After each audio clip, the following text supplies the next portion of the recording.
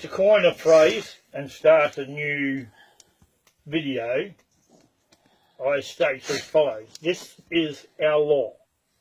The Commonwealth Constitution, derived from the Commonwealth Constitution Act 1900 UK, accepted by us, the people, by referendum.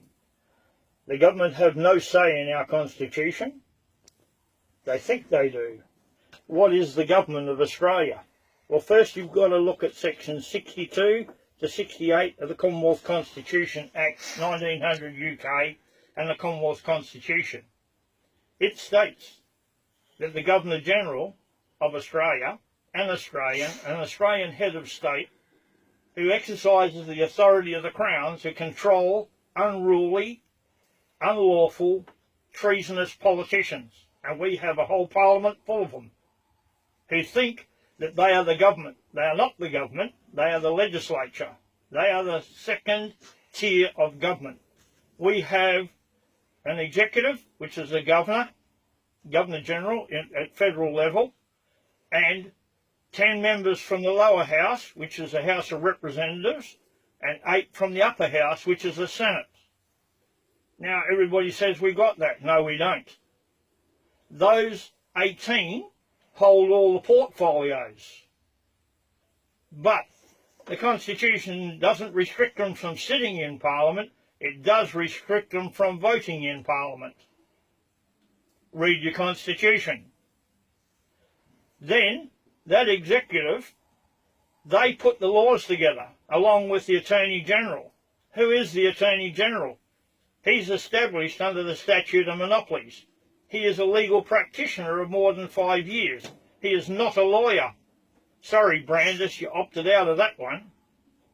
Because you can't sit. Why have you gone overseas? To hide the fact that you blabbed the fact that Julia Gillard brought into the High Court rules the method of controlling our High Court.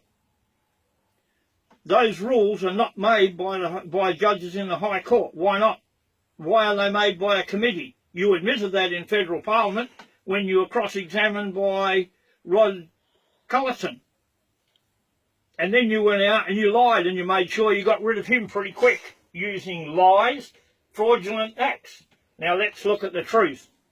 Laws are put together by the Governor-General and that council. They are put to the lower house of the federal parliament called the House of Representatives. People that are there who represent us, the people, not you, the political parties. You don't get to put laws together. They're not your laws. They're laws under section 51, subsection 1. They are compliant with our Constitution. You don't like that, go find somewhere else to live, preferably to the South Pole. That would be nice. You do not get to say what laws go through. You get to debate laws put together by our executive government.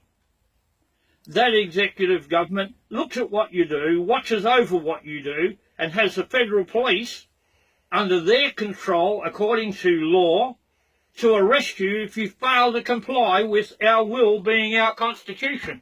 Why aren't they there? They're too busy protecting politicians instead of locking them up. Why haven't they locked you up? You are criminals. Are you? Look at the dribble that came on TV this morning from Scott Morrison about how our party, your party, you're not the party, you are not the government.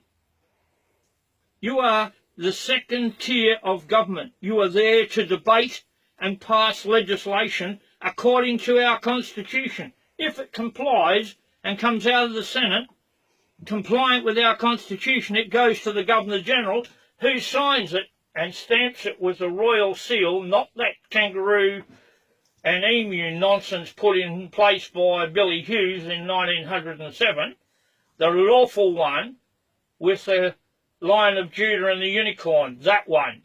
He signs off on behalf of the Crown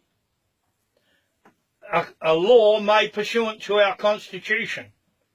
That law binds the Crown because it is made to our Constitution.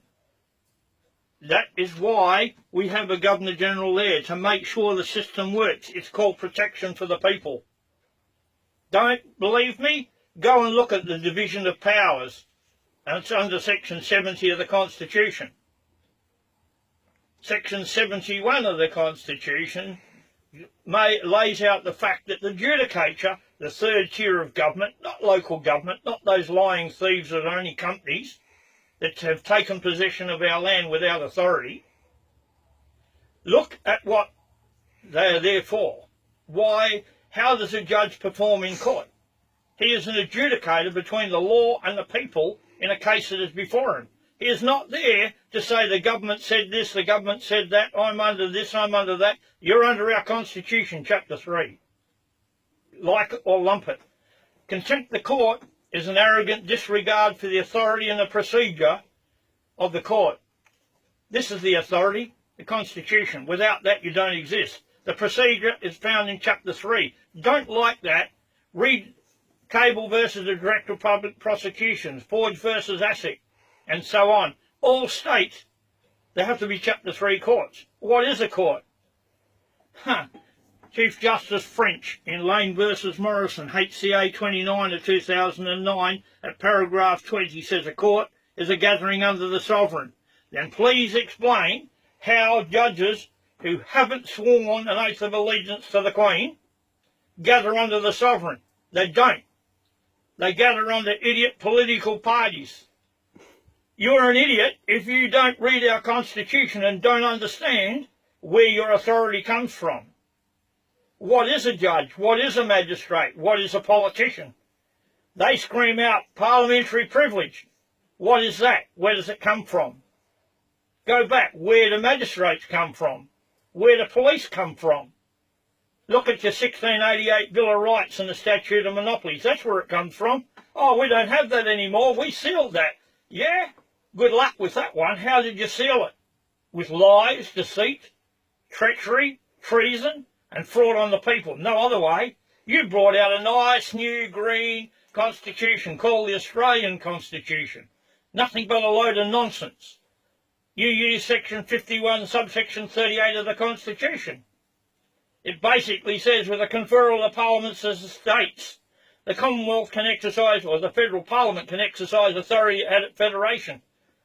Quick and Garron says it didn't have any, because on the proclamation of the Constitution, the old entities known as the Australasian Council and the colonies ceased to exist. So we had 4 months and 25 days running on imperial law.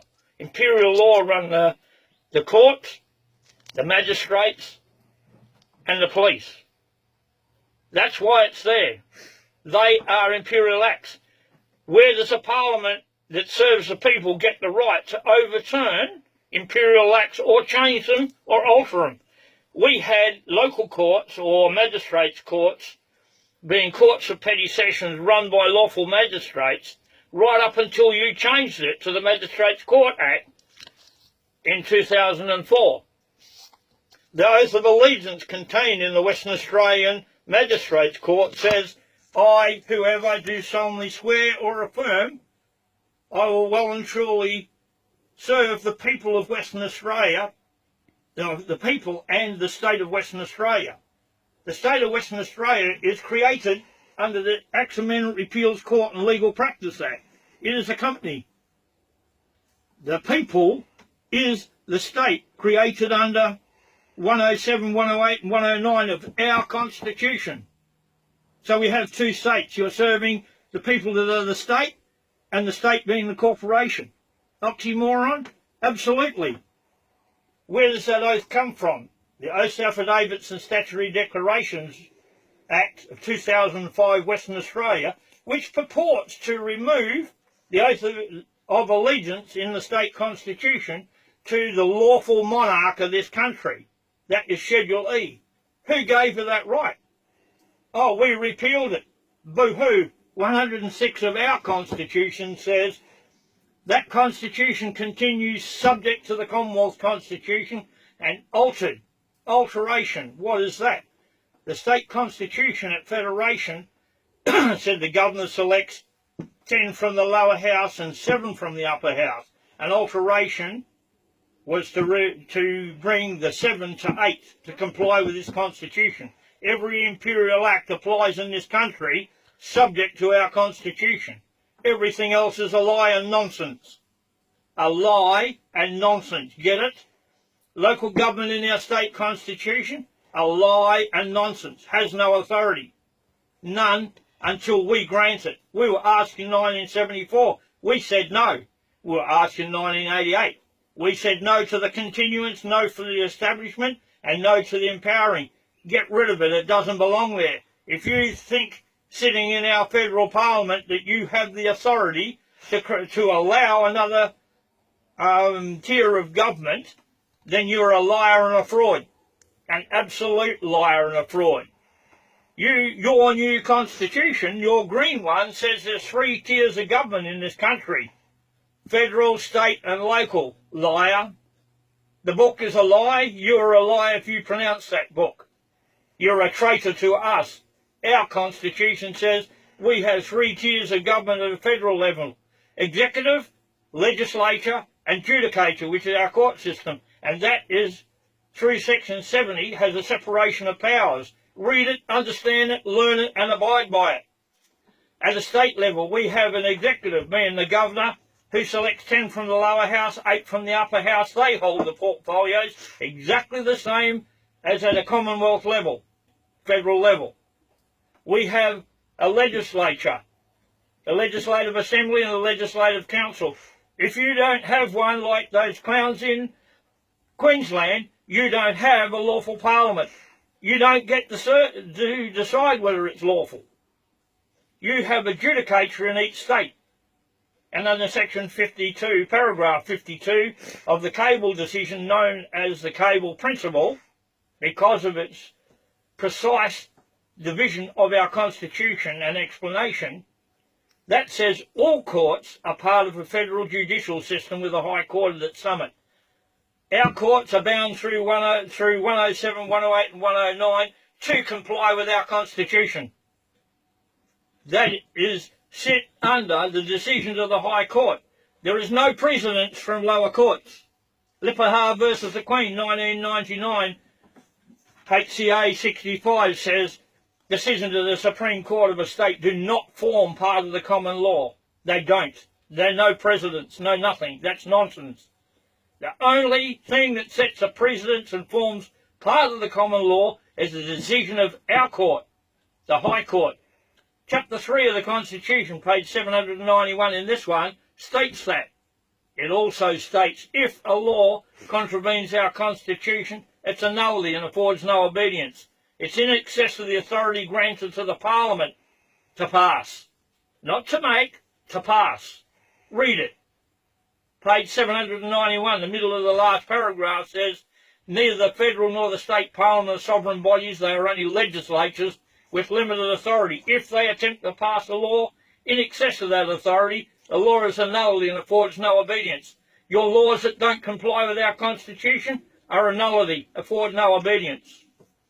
676 states, the parliaments are not supreme. They, like the people, are subject to the Constitution and the laws and must abide by it. Abide by our laws, our Constitution. Don't like it, get out of the job we are paying you to do because you are not doing it. Time to wake up, Australia. I'm not telling lies. If you find any faults in what I'm saying, then you tell me. I will read it up in the Constitution, correct you if you're wrong, or correct me if I'm wrong, and come back on here with another video and state that fact. This is not about me promoting me. This is about me doing what I set my whole life about doing. Promoting the laws, the lawful laws of this country, and getting people to look at them and adhere to them. Time you woke up and forced your politicians to represent you. Why do we have an opposition to the House of Representatives in federal parliament? Who are they opposing? Us? Wake up. Shorten sits there, lies like a little rat bag. It's some dribbling fool yesterday. Call it, call it, call it. Call what? Why don't they call her? Sit down and shut up until you got something lawful to say. Lawful, not legal, which is lies. I thank you for the people, the 62,000 people up until now who have looked at what I've said previously. I hope you've learnt something from it. If you find a fault in what I've said, don't hesitate to contact me. Thank you.